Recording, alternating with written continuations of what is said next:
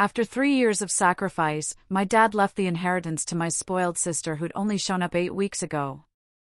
I handed over the power of attorney and house keys with a calm smile. "Congrats, Lily," I said. When my dad read my letter, he lost it. "You can't be serious?" he shouted, his face turning red as I handed the keys to my father's house across the polished table, a calm smile fixed on my face. "Congratulations, Chloe," I said, knowing deep down that in that single, quiet moment, I was blowing up my entire life, and theirs. The air in Michael Lee's office was thick with the smell of old leather and tension. My father, David, his face a furious red, crumpled a letter in his shaking hand, staring at me as if I'd lost my mind. I sat there, watching him sign the final documents that would transfer everything to my sister, Chloe. 3 years of my life had built to this, and all I felt was this strange, hollow emptiness. David's hand trembled slightly as he wrote, a 72-year-old man, finally recovered from the stroke that had dragged me back to Colorado 3 years ago. Back then, I'd been thriving in Austin, building a promising career in marketing, living in an apartment I genuinely loved. The call came at 2 in the morning. My mom's voice was steady but urgent. David had collapsed, and they weren't sure he'd make it through the night. I booked the first flight out. Chloe? She was somewhere in Europe, a travel photographer living her dream. She sent a text, a quick promise to visit when she could, her schedule incredibly busy. That text was the last I heard from her for 8 long months. The stroke left David partially paralyzed on his left side. He needed constant care, physical therapy 3 times a week, and someone to manage his contracting business. He'd built it over 30 years, a successful company. Without oversight, it would have crumbled. Mom tried, but at 68, she had her own health battles. So, I stayed. What choice did I have? Family comes first, right? Mom always drilled that into us. I gave up my Austin apartment. My boss was understanding at first, even offered remote options, but marketing isn't really a distance-friendly career. After 4 months, they let me go. They were kind, offered severance, promised great references. But I was unemployed, suddenly grounded in a life I hadn't chosen. The first year was brutal. David's recovery was agonizingly slow. Some days, he'd make progress, manage a fork, walk a few steps unassisted. Other days, he'd regress, struggling with basic sentences. The doctors said brain injury recovery wasn't linear.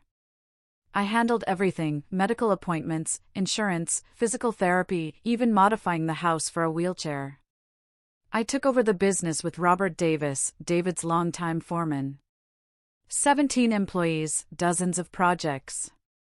I devoured construction terminology, reading contracts until my eyes burned, making decisions about bids and materials and schedules. The learning curve was vertical, relentless. Mornings, I was at the hospital, helping David, pretending not to see his tears of frustration. Afternoons, I was in the construction office, staring at blueprints, deciphering Robert's notes about load-bearing requirements. Evenings meant wrestling with medical insurance, which seemed designed to deny every claim. Sleep? A distant memory. I'd collapse around midnight, only to wake at 5 and start again. My body protested with constant headaches, a stomach that rejected anything more complex than toast. I dropped 12 pounds, which Mom, bless her heart, called a positive side effect of stress. The business threw unexpected challenges my way. One contractor tried to overbill us by 30%, banking on my inexperience. Robert pulled me aside, walked me through the invoice line by line. I caught it. Another time, a client threatened to sue over delays caused by their own changing demands. I learned to document everything obsessively, creating paper trails that saved us thousands. Robert became my unwilling mentor. He was 63, had worked with David since the beginning. Initially, he was skeptical of me, someone who couldn't tell a joist from a beam. But I listened, asked questions without ego. Slowly, he warmed. He taught me to read a job site, spot cutting corners, negotiate with suppliers. I absorbed it all like someone drowning, desperate to learn to swim. Some days, I actually enjoyed it. Felt a flicker of pride when a project came in under budget or a client praised our work. But that flicker couldn't erase the constant exhaustion, the feeling of living three lives simultaneously: daughter, caregiver, business manager, and me, the person trying to cling to some semblance of normalcy. That last one was failing miserably. My friends from Austin stopped calling. I couldn't blame them. Every conversation became me complaining about insurance or venting about difficult clients. I wasn't fun anymore. I was a catalog of responsibilities and resentments. When Chloe sent photos from her travels, I'd stare at them on my phone during lunch breaks. Her in front of ancient temples, laughing with locals in a street market, sunset silhouettes against exotic horizons. Each image felt like a taunt, a reminder of the life I'd given up while she collected experiences like souvenirs. Mom appreciated my help, but never said it directly. She'd pat my hand, make my favorite dinner, her way of showing gratitude, I suppose. She came from a generation that didn't express feelings openly. Chloe finally visited that first Thanksgiving. She breezed in with expensive luggage, stories of photographing temples in Santorini. She stayed 4 days, mostly sleeping off jet lag, then flew back to her adventures. Before leaving, she hugged David carefully, promised to visit again soon. That visit came 14 months later, a brief 3-day stop between assignments in South America and Africa. I didn't resent her at first. Chloe had always been the free spirit, the creative one. Our parents had encouraged it, praised her artistic vision. They paid for equipment, supported her travels, proud of her unconventional path. Meanwhile, I was the responsible one. Good grades, steady career, sensible choices. Nobody praised responsibility like they celebrated creativity. Being reliable wasn't interesting enough. For dinner party bragging rights. The second year, David's condition stabilized. He walked with a cane, his speech significantly improved. The business was thriving under my management. Robert, initially wary, saw my capabilities. We even landed 2 major commercial projects, boosting revenue. Those projects were a turning point. A local developer wanted a shopping complex, our bid was competitive. I spent weeks analyzing costs, consulting Robert, crafting a proposal emphasizing our reliability. When we won, Robert actually hugged me. The project ran smoothly because I learned to anticipate problems. Weather delays were buffered. Materials ordered early. Weekly check-ins kept subcontractors accountable. The developer was so impressed, he recommended us for an even larger project. David watched the success from the sidelines, attending occasional site visits, but mostly leaving decisions to me. He'd offer suggestions, which I'd implement if they made sense. Other times, his ideas were outdated. I gently redirected those conversations. Mom noticed the growth, praised my work ethic, though never to my face. She'd tell neighbors how well the company was doing despite David's health, tell church friends her daughter stepped up admirably. But never to me, as if acknowledging my sacrifice would make it too real, too uncomfortable. I started dating Ethan Miller, a local high school teacher. He was patient, kind, understanding about my limited time. We met at a coffee shop where I was working on estimates. He'd struck up a conversation about the blueprint on my table. His genuine curiosity was refreshing. Our first date, delayed twice by work emergencies, was at a quiet Italian restaurant. He asked real questions, not polite surface ones. I found myself talking honestly, admitting I felt resentful and trapped. Ethan just listened, nodding at the right moments, letting me vent without judgment. I felt lighter somehow. We'd have dinner when I could, he'd come over after David went to bed. It wasn't the exciting romance I'd imagined in my 20s, but it felt solid, real. He understood cancelled plans, interrupted conversations. His own demanding schedule meant he recognized the constraints of a life-consuming job. Sometimes we just sat in companionable silence while I worked on spreadsheets and he graded papers. We built a relationship that fit into the narrow spaces my responsibilities allowed, a blessing and a limitation. My friends in Austin had all moved on. I scrolled social media, seeing engagements, promotions, vacation photos from Petra or Iceland. Each post felt like a window into an alternate universe where I'd stayed. I tried not to be bitter. My closest college friend, Sarah, got married that year in Florida. I'd planned to go. 2 weeks before, David developed pneumonia, sending him back to the hospital. I missed the wedding, sent a gift and an apologetic message that probably sounded hollow. Sarah called afterward, her voice careful. She asked how I was really doing, emphasizing really. I gave her the standard response, managing fine, handling everything, grateful to help family. She didn't push, but I heard the unspoken worry in her silence. After we hung up, I sat in my car in the hospital parking lot and cried for the first time in months. Not about David or the business, but about the life I was watching slip away while everyone else moved forward. I was 32, and my biggest accomplishment was keeping other people's lives running smoothly. The realization was suffocating. Then Chloe called, announcing another visit. This time, a whole week. Mom was thrilled, planning elaborate meals. David's face lit up. He asked me to pick up Chloe's favorite wine, make sure her room was perfect. I spent 2 days getting everything ready, all while managing a crisis at a construction site, a wrong material delivery, risking penalty fees.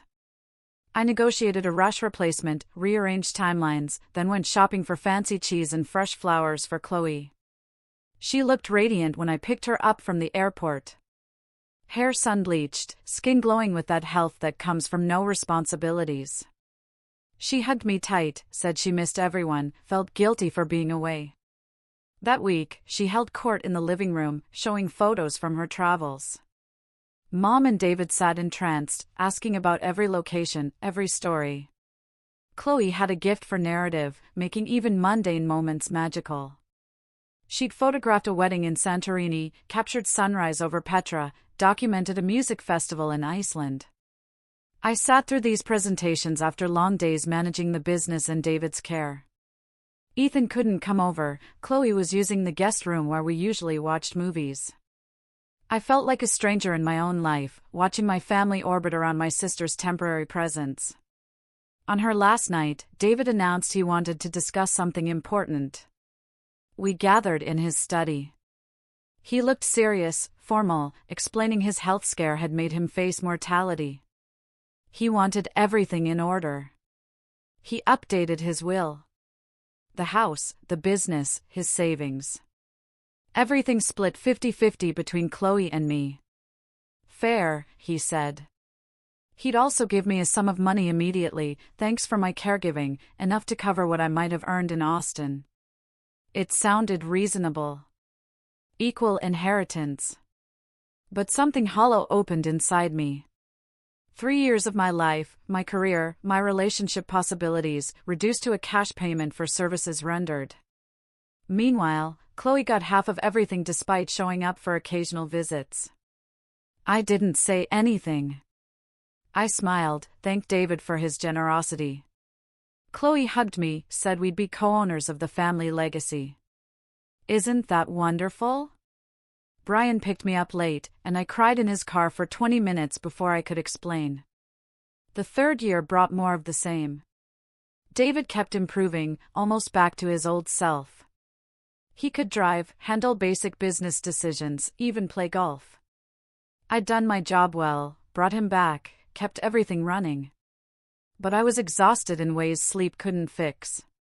I'd gained 15 pounds from stress eating. My social life was Ethan and occasional phone calls with old friends. I'd lost touch with my Austin connections. The industry had changed. I was no longer relevant. Chloe visited twice, 10 days each time. Her photography career was flourishing. Featured in National Geographic, a gallery show in Los Angeles. Mom framed one of her published photos, hung it in the hallway. Every time I passed it, that hollow feeling expanded. David's contracting business hit its highest revenue year ever. I'd implemented new systems, diversified clients, built supplier relationships. Robert told me I had a natural talent. Maybe I'd found my calling, he suggested. The comment made me want to scream. Finding your calling should feel like discovery, not resignation. It should be a choice from abundance, not a skill developed from necessity. I was good at it because I had to be. The alternative was watching David's life work crumble. But being good at something doesn't mean it's what you want. I'd lie awake thinking about the marketing campaigns I used to create. The thrill of a strategy. Succeeding, the creative satisfaction. Construction contracts didn't spark that. Robert didn't understand. To him, talent was talent. He'd spent 40 years in construction, couldn't imagine wanting anything else. When I tried to explain the difference between competence and passion, he'd look confused and change the subject. The employees respected me now. Validating, yet hollow. They trusted my decisions. Alex, a younger crew member, told me I should take over permanently when David retired. He said I ran things better than David ever had, bringing organization that the old-school approach lacked. The compliment made me feel sick. Then came the morning 8 weeks ago when Chloe called to say she was coming home for an extended stay. Burned out on travel, needed to recharge, wanted to spend real time with family. Indefinitely, maybe months, maybe longer. Something fundamental shifted inside me. A phone call while reviewing a residential development proposal. Chloe's voice sounded tired in a way I'd never heard. Constant travel had lost its appeal. Photographing beautiful places for strangers felt empty. She needed to figure out what she wanted. Part of me sympathized. Part of me was furious that she got to have a struggle like this. She'd spent 3 years pursuing dreams while I put mine in storage. Now she was coming home because she'd exhausted her adventures, while I'd never had the chance to start mine. I asked how long she planned to stay. Her answer was vague, playing it by ear. The lack of commitment irritated me. I'd committed indefinitely the moment David had his stroke. Chloe was testing out home like someone trying on clothes, ready to discard it if it didn't fit. After we hung up, I stared at the proposal without seeing it. Something was crystallizing. This would never end unless I ended it. There'd always be another reason to stay, another crisis, another person needing me more than I needed myself. Chloe arrived with 6 suitcases and boxes of equipment. She took over the guest room, spreading her things throughout the house. She was pleasant, helpful, cooking dinners, chatting with David. She even came to the office once, taking photos of the crew. Her presence transformed the house. Mom laughed more, a joy my steady presence had never inspired. David seemed energized, engaging in conversations with enthusiasm he rarely showed during our daily medical and business talks. I watched Chloe photograph the crew during lunch, capturing candid moments. The guys responded to her. Alex asked if she'd photograph his wedding. She promised to think about it, charming him with her easy smile. That evening, David asked Chloe about her plans. She admitted she wasn't sure. Maybe local photography jobs, teaching workshops. The future was wide open. I remembered being asked about my plans 3 years ago. The answer was simple: stay as long as needed. Nobody had encouraged me to keep options open. My path was determined by necessity, not choice. Mom was happier than I'd seen her in years. Having both daughters home felt like a dream. She'd always wanted us to be close.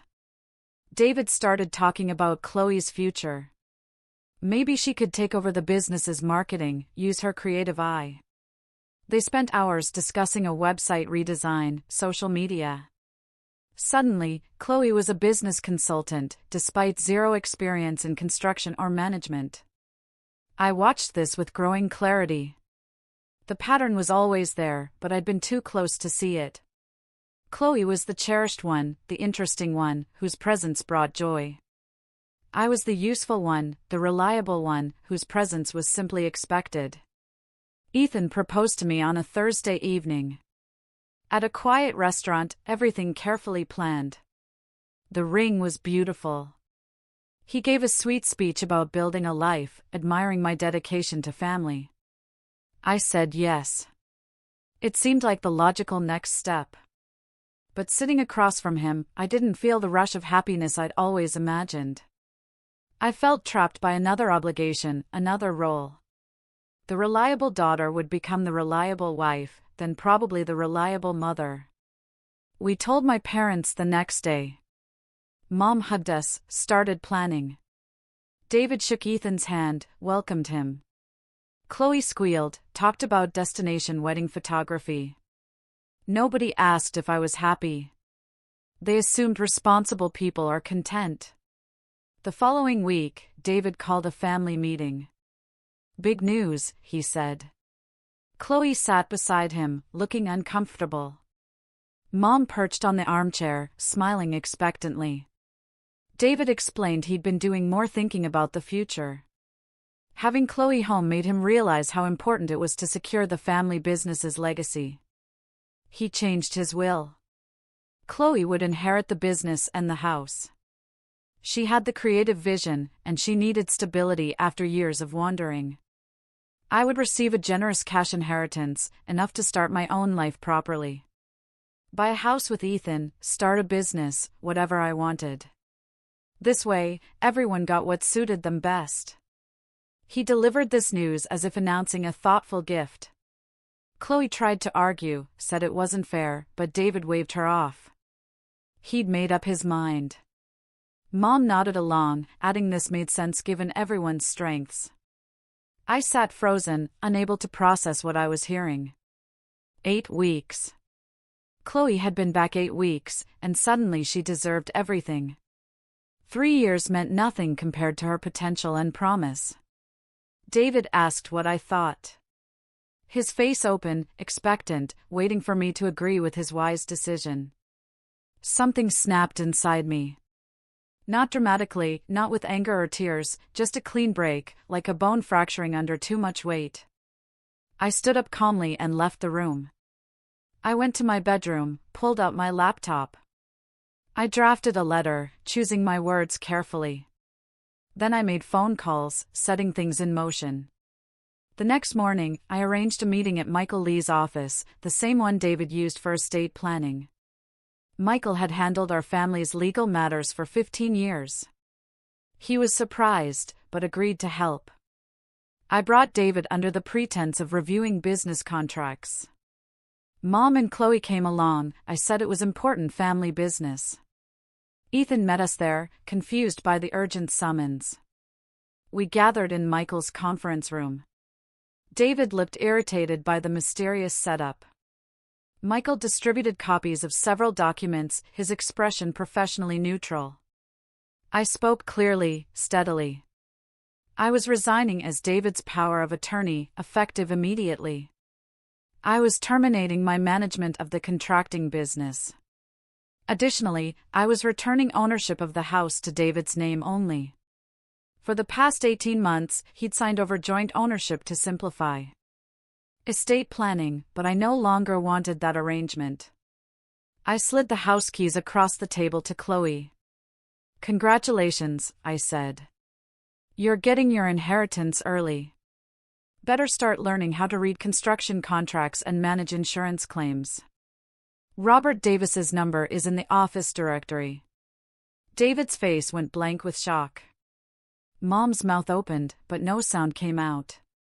Chloe looked stricken, shaking her head, pushing the keys back. Michael confirmed the paperwork was in order. I'd already signed everything. I was also formally declining any cash inheritance. A separate document waived all claims to the estate. The family lawyer could contest this, but it was legally sound. Then I stood and handed David a sealed envelope. I suggested he read it later, in private. Ethan followed me out of the office, shell-shocked, full of questions I couldn't answer yet. That evening, my phone exploded with calls and texts. I ignored them all.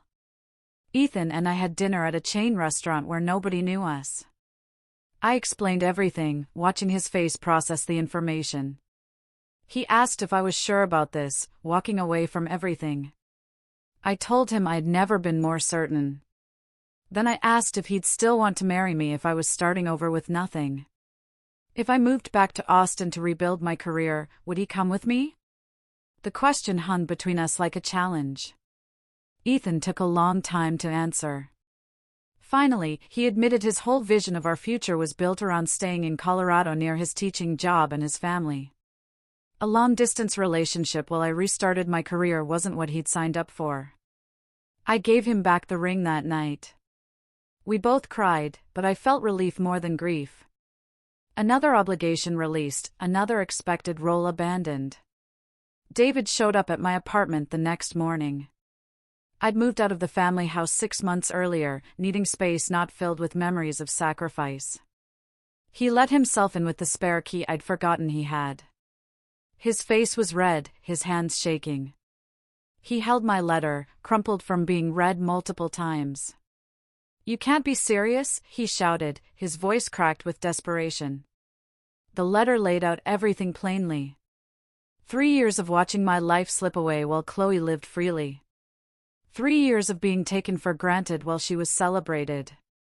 The final insult of 8 weeks of her presence earning what 3 years of mine couldn't. I'd written that I didn't blame him or Mom for loving Chloe more. Some people inspired that kind of devotion naturally. But I was done participating in the dynamic. Done being the supporting character in everyone else's story. David tried to argue. He'd never loved Chloe more, he insisted. He just wanted to give each of us what we needed. I needed stability and resources. Chloe needed purpose and direction. It was about different gifts for different circumstances. I asked him a simple question: if Chloe had been the one to stay and care for you, would you be giving her a cash payment and me the business? He couldn't answer. The silence stretched between us, heavy with truth. I told him I wanted him to be happy and healthy. I hoped the business would thrive. But I couldn't keep waiting for acknowledgement that would never come. The reliable daughter had left the building. David left without another word. Over the following days, the calls continued. Mom begging me to reconsider, crying about me tearing the family apart. Chloe saying she didn't want the inheritance, she'd refuse it if that would make me come back. Even Robert called, worried about the business transition. I stayed firm. I'd already contacted former colleagues in Austin. My old boss had recently started her own agency and needed experienced people. She offered me a position starting in 3 weeks. The salary was less than before, but it was a fresh start. I gave notice on my apartment and started packing. Most of my belongings fit into my car. Funny how 3 years of life could be reduced to such a small space.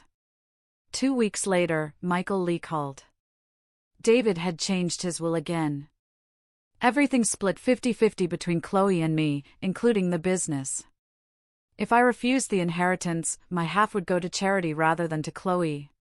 He'd also established a trust that would pay me a salary as a business consultant, whether I consulted or not. I told Michael to remind David I'd legally waived all inheritance claims. The charity provision was fine. I'd be happy knowing the money went somewhere useful. Michael paused, then spoke more personally. He said David seemed lost, unable to understand how things had gotten to this point. He genuinely believed he'd been doing the right thing, trying to take care of both daughters according to their needs. Maybe that was true. Maybe David's intentions had been good all along. But intentions don't cancel out impact. Good intentions don't rebuild lost careers or restore stolen years. The night before I left for Austin, Chloe showed up at my apartment. She looked awful, like she hadn't slept in days. She said she was refusing the inheritance entirely, moving back to Europe, couldn't stay in the house knowing what it cost. I told her she should take it. She might as well benefit from the situation since someone should. This wasn't about punishing her. She didn't create the family dynamic any more than I did. We were both just playing the roles assigned to us from childhood. Chloe broke down crying. She admitted she'd always felt like a fraud, knowing she was loved more despite deserving it less. She'd stayed away partly because being home made her feel guilty. Seeing me sacrifice everything while she pursued adventures had been unbearable. We talked for hours that night. Really talked, maybe for the first time as adults. She confessed that she'd burned out on travel photography, not from exhaustion, but from emptiness. Taking beautiful pictures for strangers while her sister gave up her life for family had made her feel hollow. I explained that I didn't hate her. I was actually grateful in a strange way. This situation had forced me to recognize patterns I'd been following blindly. The responsible daughter, the reliable one, the person who sacrificed. Without asking if anyone even wanted those sacrifices. Chloe asked what I wanted now, what kind of life I was building in Austin. I didn't have a clear answer, just something different, something chosen rather than assigned. Maybe a life where being reliable was a choice I made consciously rather than a role I performed automatically. We hugged goodbye in the parking lot.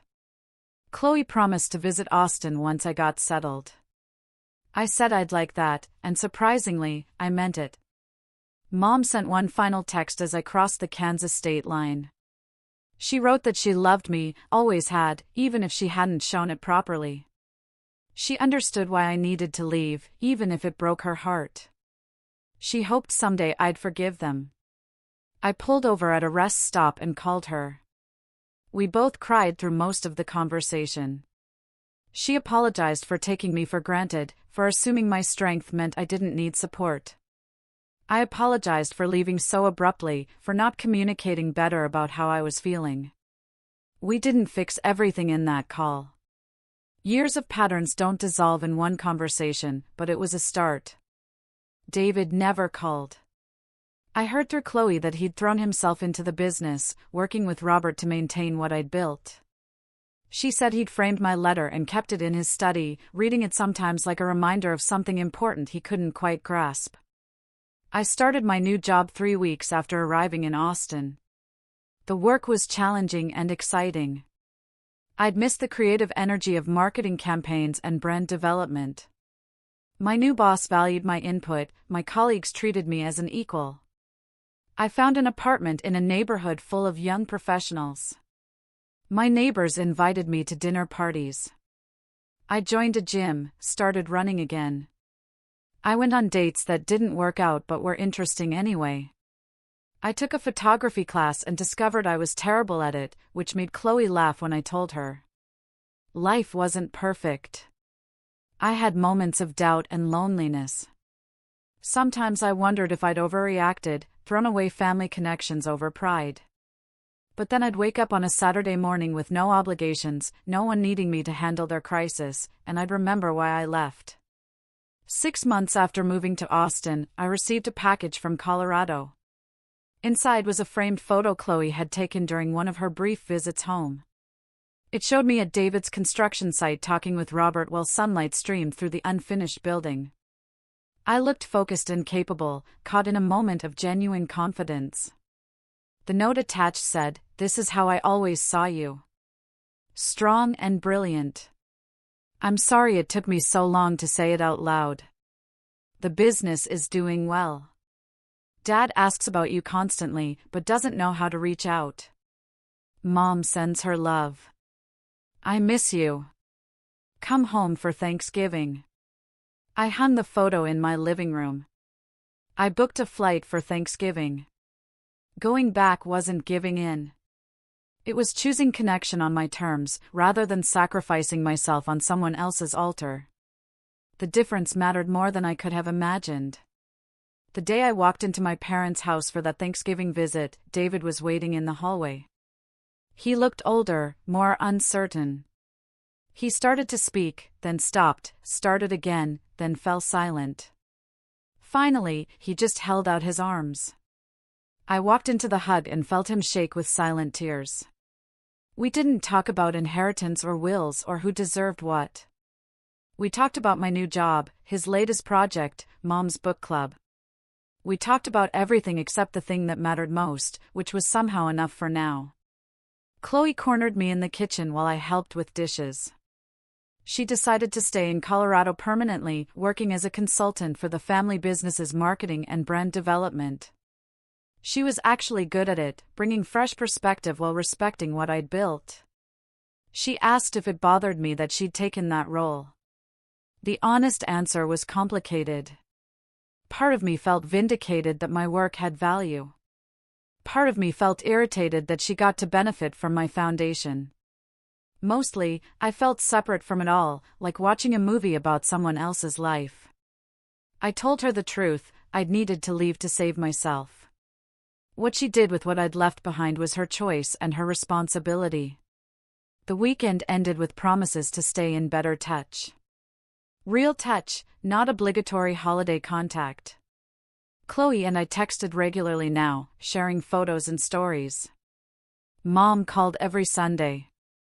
David sent occasional emails, awkward but earnest attempts at connection. They were trying. It wasn't enough to erase 3 years of being invisible, but it was something. A year after leaving Colorado, my agency landed a major account. The client specifically requested me based on my work. The salary increase was substantial. I moved to a bigger apartment, bought furniture that wasn't secondhand. I took a vacation to Vancouver just because I wanted to see something new. I was building a life I'd chosen rather than defaulted into. Some days it felt triumphant. Other days it felt lonely. Most days it just felt like living, which was exactly what I needed. The family inheritance situation eventually resolved itself in unexpected ways.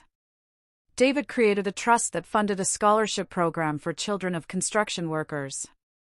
The business became a partnership between him and Chloe, with Robert as a major stakeholder.